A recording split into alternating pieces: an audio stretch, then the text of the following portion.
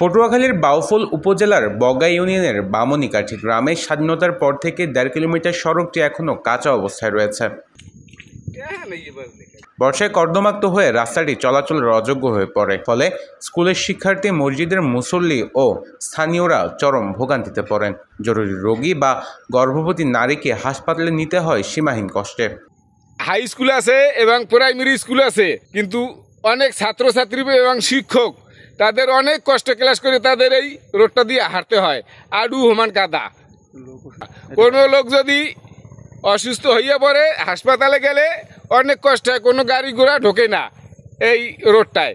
বামনীকাঠি, কায়না, কৌখালী ও দক্ষিণ কৌখালী 4 গ্রামের শত শত মানুষ প্রতিদিন এই সড়ক দিয়ে চলাচল করেন। অভিযোগ, চেয়ারম্যান মেম্বার বদল হলেও উন্নয়নের কোনো ছোঁয়া লাগেনি। বহু প্রতিশ্রুতি মিললেও আজও রাস্তাটি পাকা হয়নি। বিষয়টি জানতে উপজেলা এলজিইডি প্রকৌশলী শ্যামল কুমার গাইনকে ফোনে পাওয়া যায়নি। বাউফল উপজেলার প্রতিনিধি মোহাম্মদ আবু বক্কর মিল্টনের পাঠানো তথ্য ও ভিডিও চিত্রে। নিউজ ডেস্ক, প্রতিদিনের কাগজ।